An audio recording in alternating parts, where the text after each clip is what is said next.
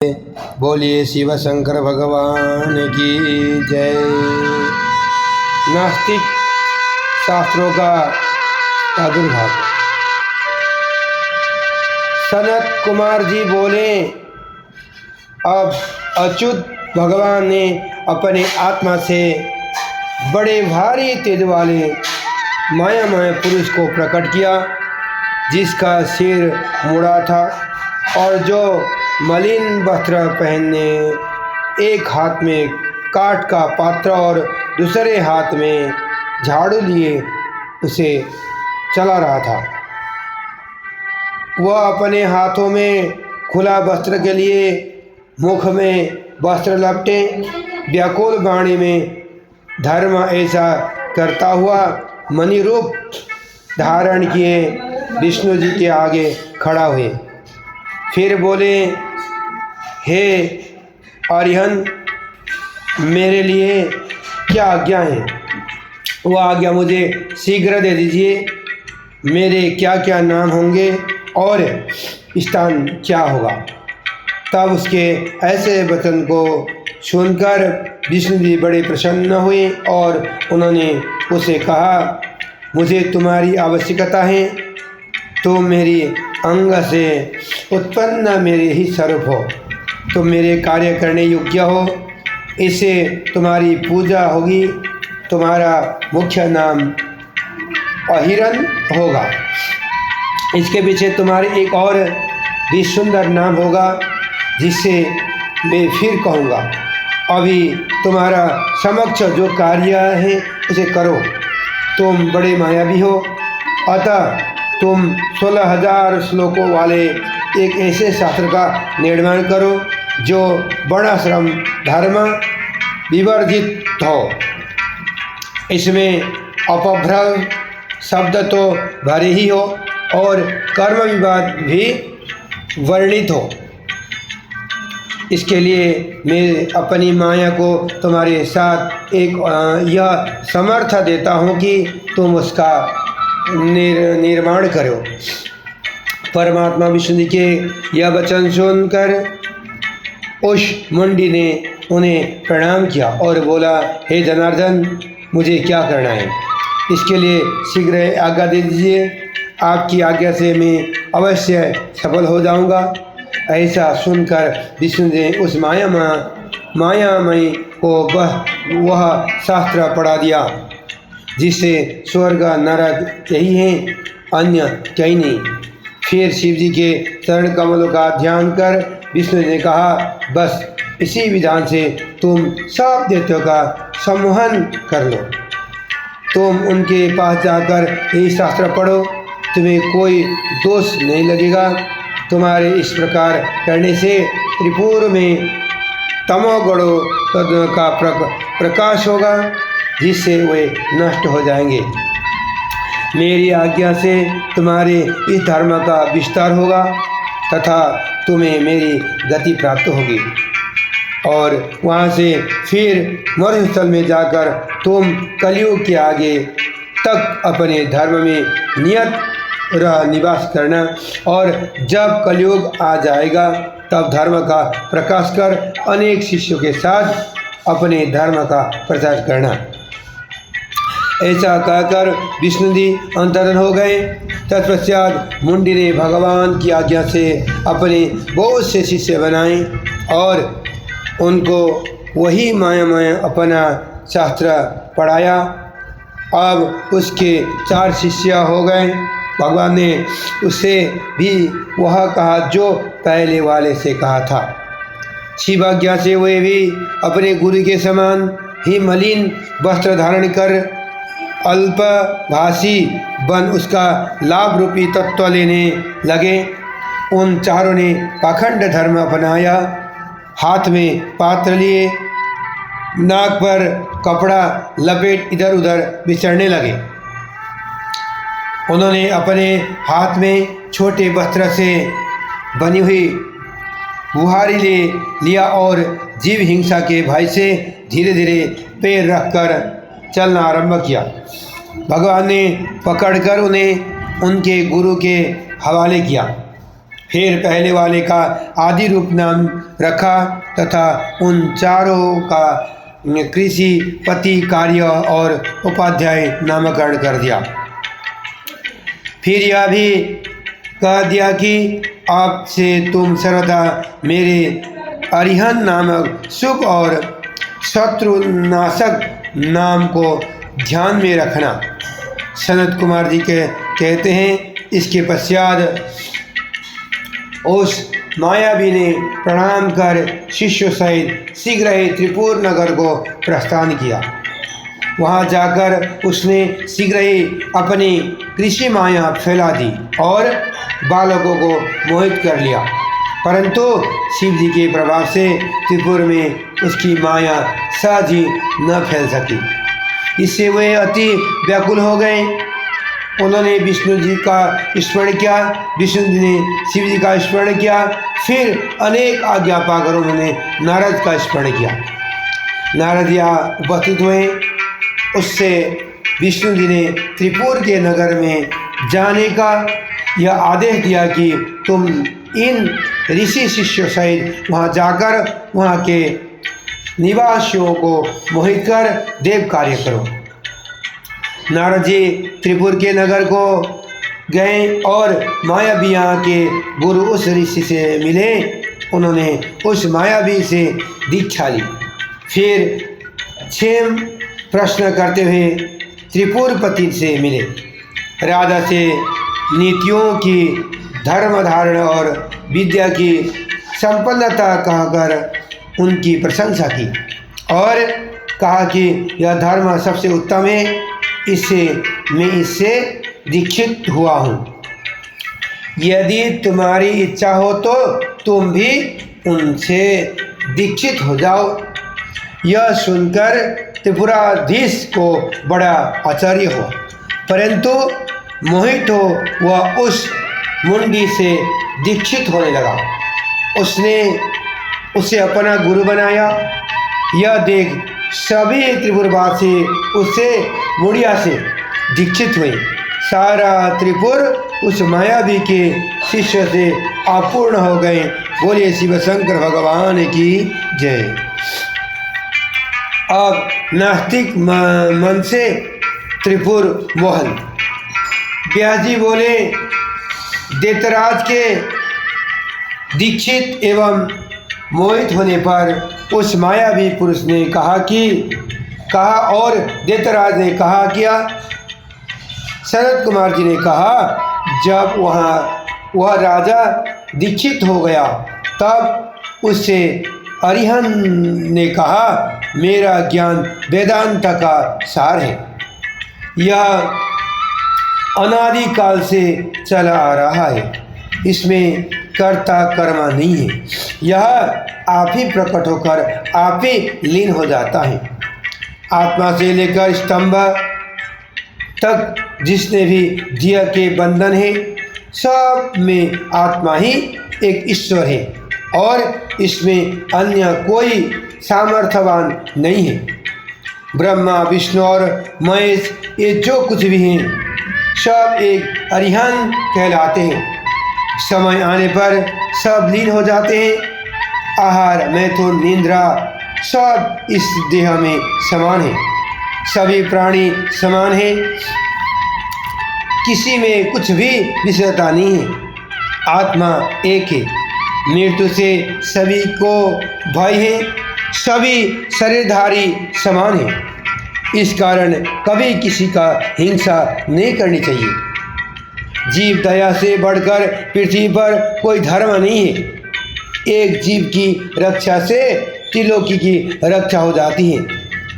जैसे भी हो, जीव रक्षा करो और किसी को मारे नहीं। अहिंसा ही परम धर्म है और पीड़ा देना ही महापाप है। अपराधीनता ही मोक्ष और अभिलाषा ही भोजन ही स्वर्ग है। हिंसा से नरक होता है। चराचर त्रिलोकी में हिंसा के समान कोई पाप नहीं है। हिंसक नरक और अहिंसक स्वर्ग जाता है। दान बहुत है, परंतु अव्यय दान से बढ़कर कोई दान नहीं है। भयभीत को अभयदान, रोगी को औषधि, छात्रों को विद्या, भूखों को अन्नदान देना, ये 4 प्रकार के दान मुख्य हैं। मणि मंत्र और औषधि के सब प्रभाव को बिना विचारे ही नाम और अर्थ के उपार्जन के लिए प्रयत्नपूर्वक अभ्यास करें। बौद्ध साधन की क्या आवश्यकता है? सभी और के केवल 12 स्थान ही पूजा करें। यहाँ 5 कर्मेंद्रिय, 5 ज्ञानेंद्रिय, मन और बुद्धि, प्राणियों को स्वर्ग और नरक यही है और क्या ही नहीं। सुख का नाम स्वर्ग है और दुख का नाम नरक है। सुखपूर्वक मरना ही मोक्ष है। यदि वासना सहित क्लेशों का नाश हो जावे तो उस आज्ञा के निमित्त को ही मोक्ष जाने। यज्ञ में पशु बद भ्रम है और यह असंतों का ही माथे। ज्ञानी पशु बद नहीं मानते। अग्नि में तिल, घी और पशु की आहुति कर स्वर्ग की इच्छा करना बड़ी विचित्र बात है। इसी प्रकार उस असुर नायक के लिए यतिराज ने अपना सिद्धांत कहकर फिर पूर्ववासियों को आदर से कहा कि प्रत्यक्ष अर्थ में ही निवास करना चाहिए। यही एकमात्र सुख का साधन है। यही वेद से परे की बात है। बौद्ध शास्त्र में भी यही निर्दिष्ट है। आनंद ही ब्रह्मा है और नानत्व कल्पना मिथ्या है। शरीर के स्वस्थ रहते ही सुख का साधन कर लेना चाहिए। बुढ़ापा आ जाएगा तो सुख का साधन क्या होगा? सुख की इच्छा वाले को तो अपना शरीर भी अर्पण कर देना चाहिए। यह देह शीघ्र ही नष्ट हो जाने वाली है। संशय भी क्षण होने वाली है। अतएव ज्ञानी को चाहिए कि वह सुख का साधन करें। वेद भी सुख का साधन करने को कहता है और लोक में जाति कल्पना व्यर्थ है। उच्च नीच कुछ नहीं है।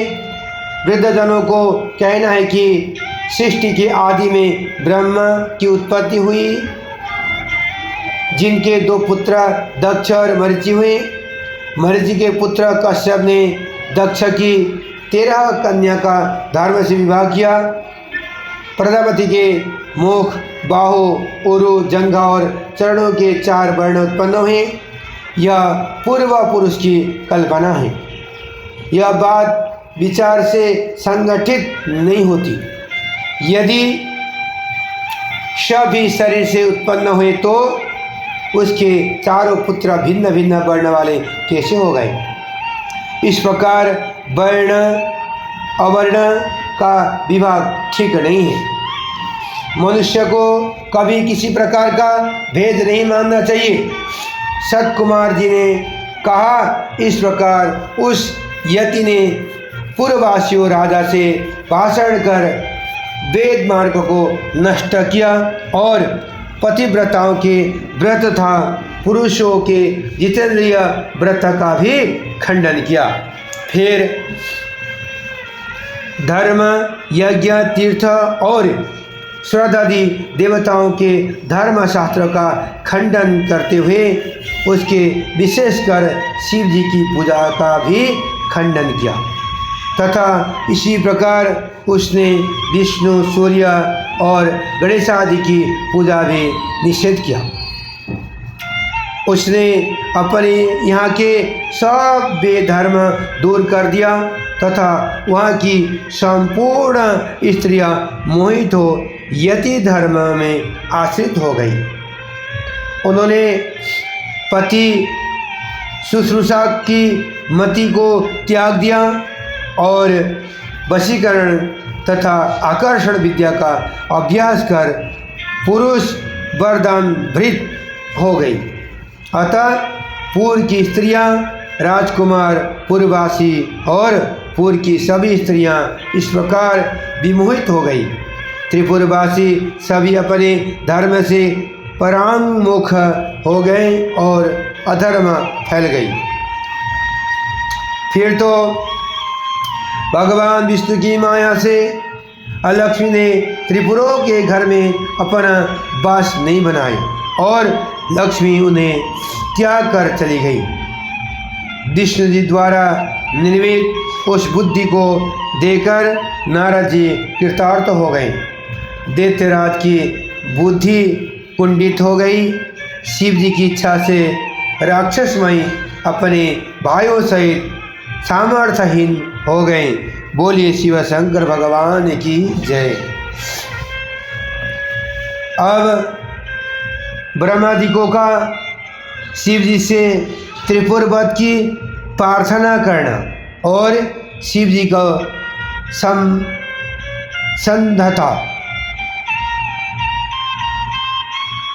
व्यास जी ने पूछा, जब दैत्यराज मोहित हो गए तब क्या हुआ?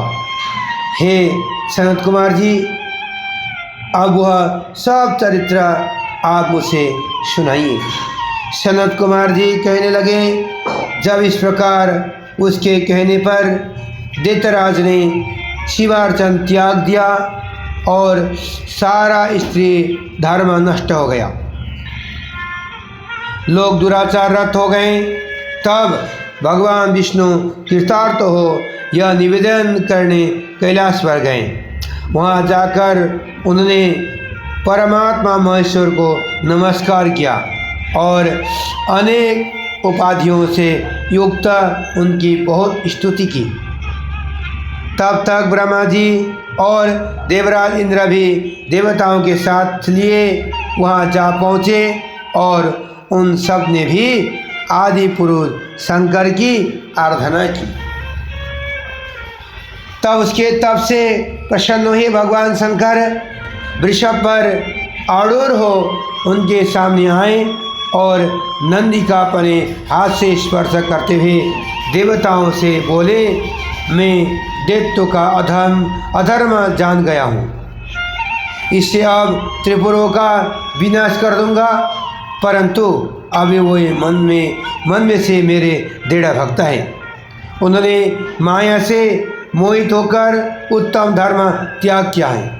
इस कारण उसमें जिन्होंने तो संपूर्णतः त्याग दिया है उनका वध में करूँगा और अन्य को विष्णु मारेंगे। यह सुन विष्णु जी उदास हो गए। तब उन्हें उदास हुआ देख ब्रह्मा जी शिव जी से हाथ जोड़कर बोले कि हे भगवान, आप जैसे श्रेष्ठ योगी को तो कोई पाप स्पर्श नहीं कर सकते, फिर आप सभी को क्यों नहीं मारते हैं, विष्णु पर क्यों छोड़ते हैं? त्रिपुर ने अब सर्वथा आपकी पूजा ही त्याग दी है। हम और ये विष्णु आदि आपका प्रजा है, इसके कारण आप सर्वभाव से हमारी रक्षा कीजिए। हे सर्वेश्वर, यह सारा जगत आप ही का परिवार है। हरि आपके युवराज हैं, मैं आपका पुरोहित हूँ तथा इंद्र आपका आज्ञा पालन राजकाज करने वाला है। अन्य देवता भी आप ही के वशवर्ती हैं। सनत कुमार जी कहते हैं, ब्रह्मा जी के ऐसे वचन को सुनकर सुरपति परमेश्वर शंकर जी प्रसन्न हो गए। उन्होंने कहा, हे ब्राह्मण, तो मुझे सम्राट कैसे कहते हो? मेरे पास तो इसके योग्य कोई भी प्रकार नहीं है, न तो मेरे पास कोई दिव्य रथ है, न वैसा सारथी की जैसे लेकर मैं संग्राम में चलूं, और जय करने वाला मेरे पास कोई धनुष बाण नहीं है, फिर मैं दैत्यों का वध कैसे करूंगा?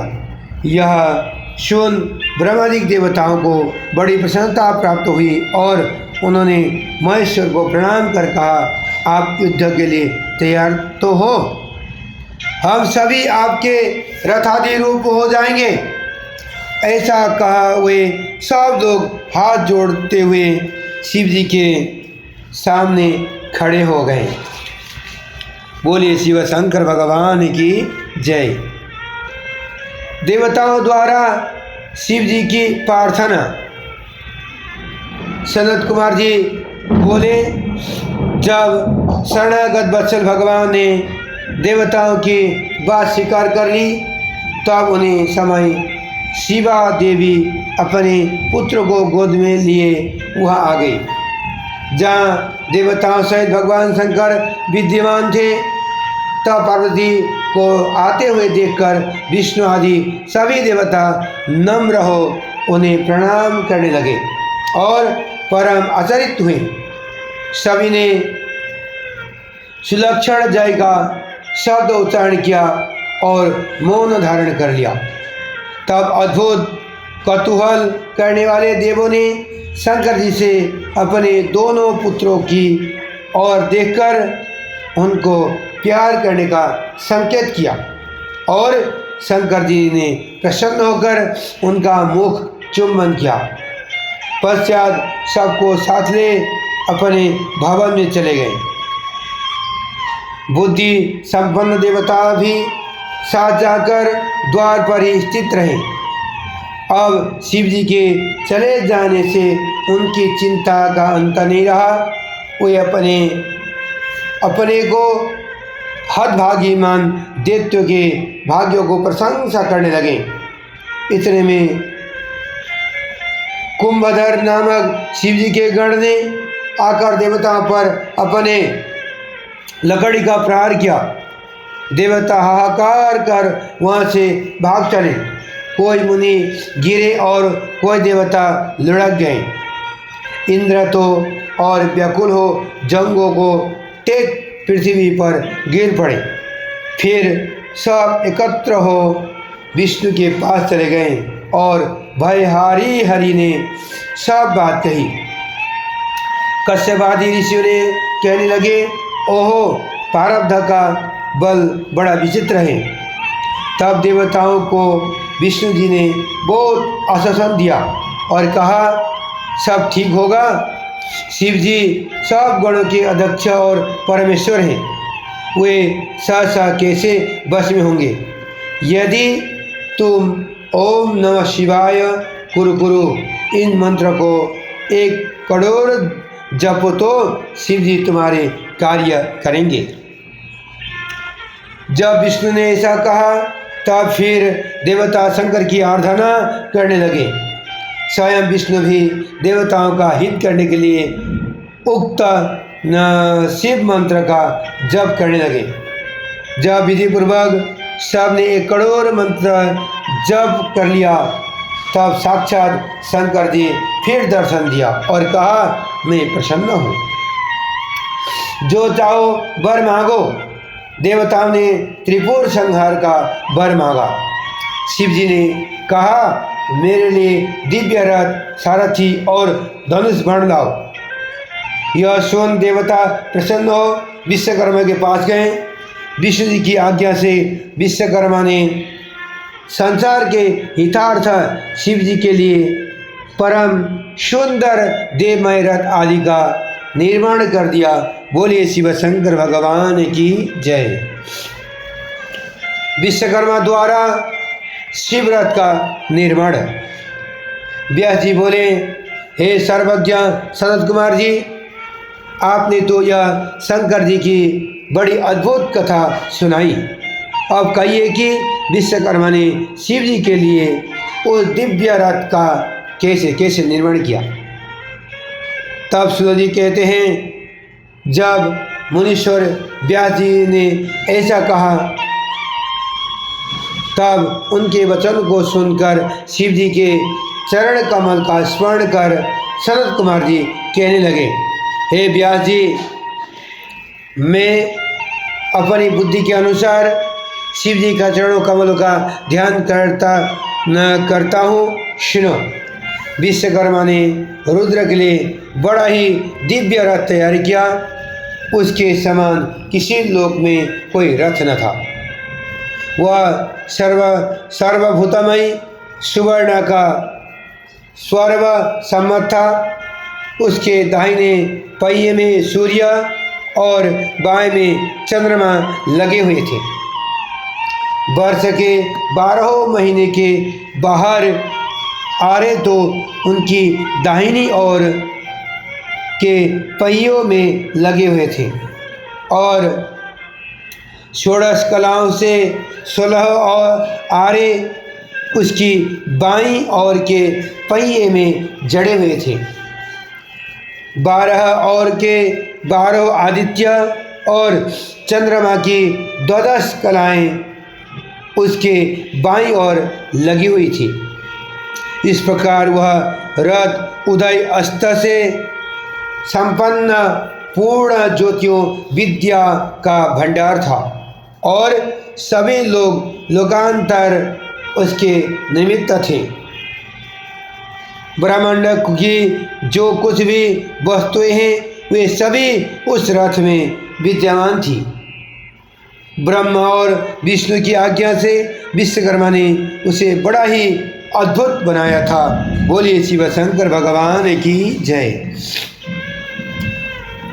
त्रिपुर संहार के लिए शिव यात्रा। सनत कुमार जी बोले, जब इस प्रकार वह महादिव्य रूप रथ तैयारी हो गया तब ब्रह्मा जी ने वेद रूपी घोड़े उसमें जोत कर शिव जी को उस पर चढ़ाए। युद्ध की सामग्रियाँ उसमें प्रस्तुत कर दी गई। ब्रह्मा विष्णु और लोकपालों से स्तुति की। शिव जी अपने सारथी को देखकर बड़े प्रसन्न हुए, परंतु जो ही शिव जी उस रथ पर चढ़े तो ही थे कि वेद संभव उसके चारों अश्व शिव के बल से पृथ्वी पर गिर पड़े। पृथ्वी सहित संपूर्ण पर्वत चलायमान हो गए और उसके भार स्थान में शेष जी भी कंपित हो गए। और तब धर्म विशेंद्रिय ने आकर रथ को उठाया और ब्रह्मा जी हाथ में चाबुक ले घोड़ों को उठाए। ब्रह्मा जी के उठाने से वे वेदमय घोड़ों उठकर शिव जी सहित रथ को लिए हुए आकाश में जाने लगे और कुछ भी विलंब न हुआ। वे शीघ्र ही तीनों पुरों के सन्मुख जा पहुँचे। रथ में बैठे वेदगामी महेश्वर दानवों की ओर चले। उसी समय उन्होंने देवताओं से कहकर पशुओं को अधिपति नामक पद प्राप्त किया, जिससे वे असुरों को नष्ट करने में सफल हो सके।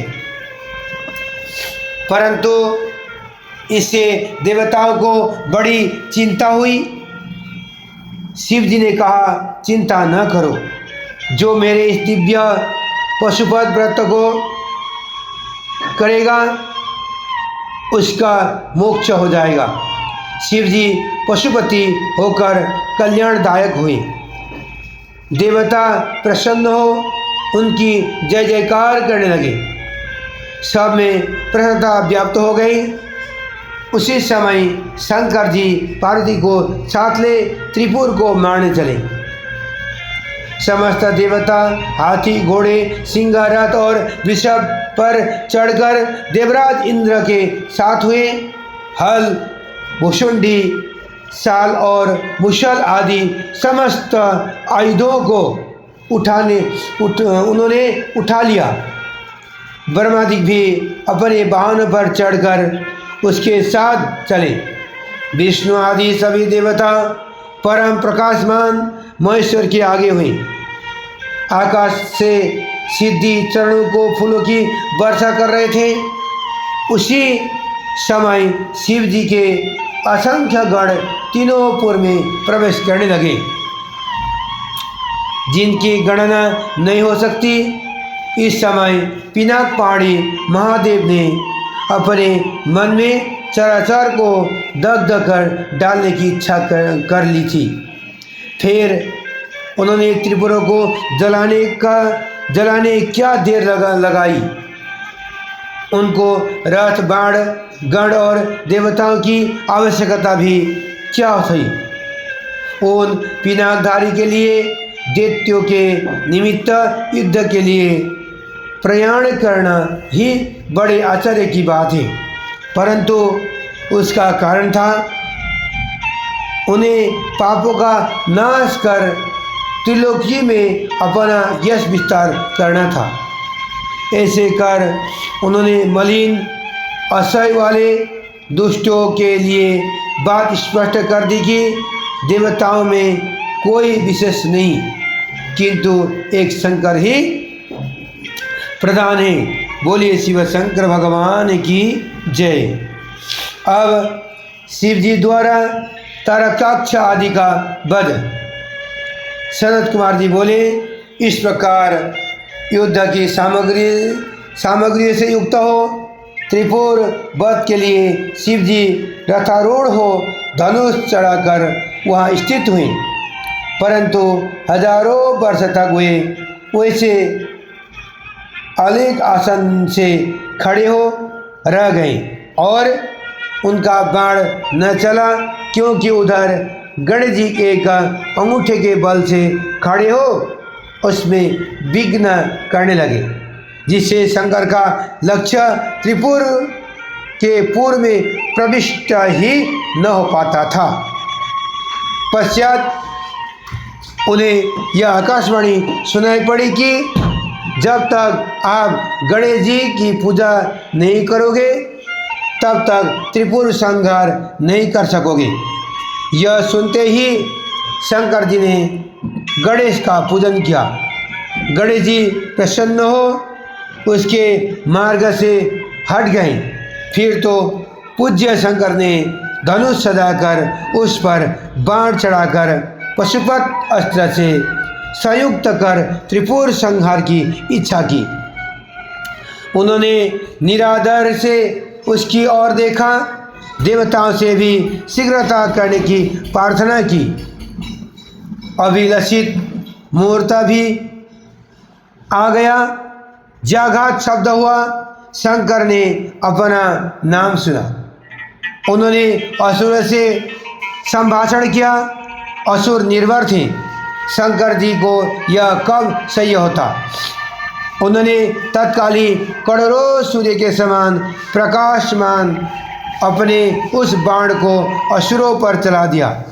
उन विष्णुमय अग्निवत बाणों ने उड़कर त्रिपुर वासियों को ध्वस्त कर दिया। देवताओं सहित शिव जी के देखते देखते चारों ओर से समुद्र द्वारा घिरे हुए दैत्य के तीनों पुर भस्मसात हो एक साथ ही भूमि पर गिर पड़े और सैकड़ों और हजार हजार की संख्या में दैत्य भस्म हो गए। शिव जी की पूजा न करने से हाहाकार मच गया। तब भ्राताओं सहित तारकाक्ष भस्म होने लगा तो उसने भक्त वत्सल शंकर जी का स्मरण किया। फिर परम भक्ति से युक्त हो उसने शंकर जी की ओर देखकर कहा, हे शिव, यह तो हम जानते ही कि आप हमें भस्म किए बिना नहीं छोड़ोगे, तथापि हम आपकी कृपा चाहते हैं। अतएव आप हम पर प्रसन्न होइए, क्योंकि जो मृत्यु असुरों को दुर्लभ है वो हमें प्राप्त हुई है। अब हम आपसे यह प्रार्थना करते हैं कि हमारी बुद्धि जन्म जन्मांतर में आप ही लगे रहें। ऐसा कहकर वे दानव शिव जी की ओस बन्नी में भस्म हो गए और शिव जी की आज्ञा से उस पुर में रहने वाले बालक वृद्ध सभी दानव जलकर छाड़ हो गए। स्त्रियां अपने पतियों को कंठ में हाथ डाले, कोई सोती हुई, कोई प्रमत्त तथा कोई रति भ्रम से भ्रांत हुए भस्म हो गए। एक अविनाशी विश्वकर्मा मई नामक दैत्य को छोड़कर स्थावर जंगम सभी भस्म हो गए। पश्चात वे तीनों शिव जी की पूजा के प्रताप से फिर शिव जी के गढ़ में। बोलिए शिव शंकर भगवान की जय।